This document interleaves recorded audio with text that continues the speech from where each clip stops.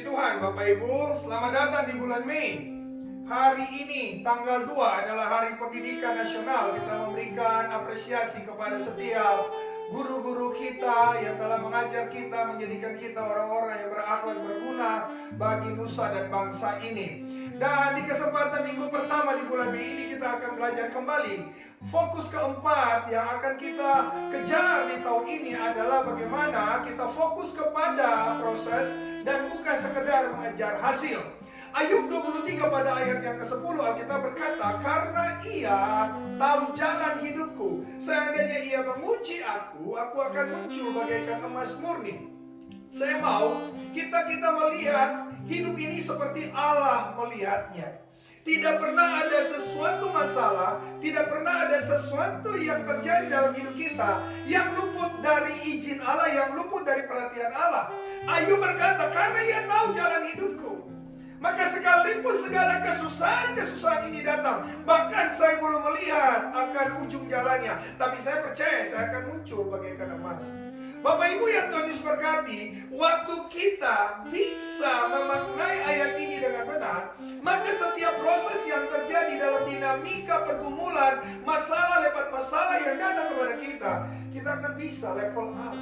Kebanyakan kita selalu mengejar hasil, karena itu kita membenarkan segala cara. Kita harus belajar percaya bahwa waktu Allah mengizinkan sesuatu masalah, karena itulah saat Allah ingin memperbarui kita. Yohanes 15 ayat 2 kita berkata bahwa sekalipun kita sudah berbuah, kita harus lebih dibersihkan supaya lebih banyak berbuah. Selalu ada tujuan yang mulia dari Allah untuk kita di dalam setiap proses, di dalam setiap masalah yang terjadi. Pertanyaannya, dapatkah kita fokus kepada prosesnya?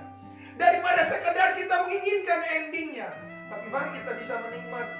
Kita menikmati apa yang Tuhan mau. Kita menikmati apa yang merupakan tujuan Allah, sehingga Dia mengizinkan masalah dan pergumulan, tantangan ini datang buat kita.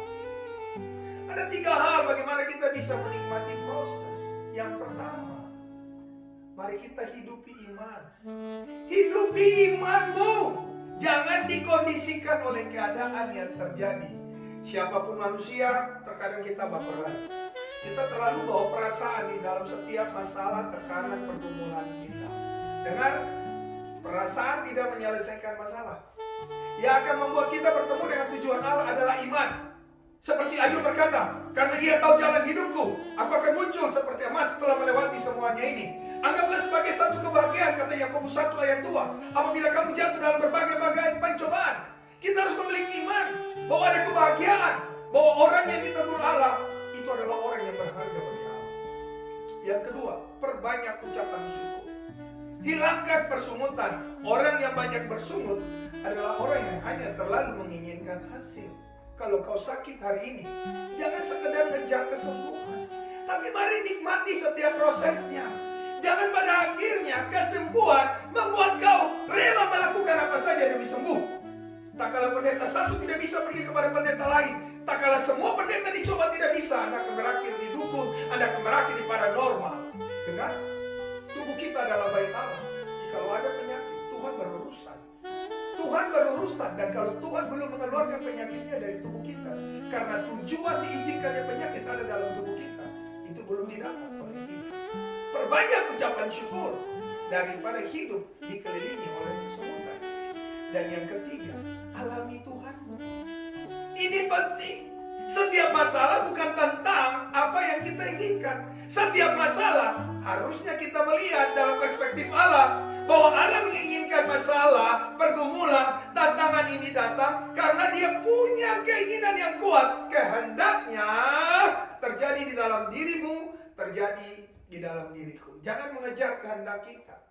Kalau Bapak Ibu menghidupi iman, perbanyak syukur, dan Bapak Ibu ingin mengalami Tuhan dalam masalah, tekanan, pergumulan ini, maka Bapak Ibu dapat menikmati proses. Kalau Bapak Ibu tidak melakukan 3 hal ini, Bapak Ibu terus akan mengejar target. Dan pada akhirnya kita menghalalkan segala cara, dan kita tidak bertemu dengan tujuan sesungguhnya yang Allah kehendaki dengan mengizinkan tantangan, pergumulan, masalah ini datang di seputar kita. Tuhan menolong Bapak Ibu. Biarlah hidupmu semakin bermakna. apabila Tuhan menginginkan sesuatu. Karena Tuhan ingin kita jauh lebih mulia daripada kondisi kita yang sebelumnya. Tuhan memberkati. Bapa di surga, berkati umat-Mu. Biarlah renungan singkat ini buat mereka semakin paham. Mereka bukan apa-apa tanpa Tuhan.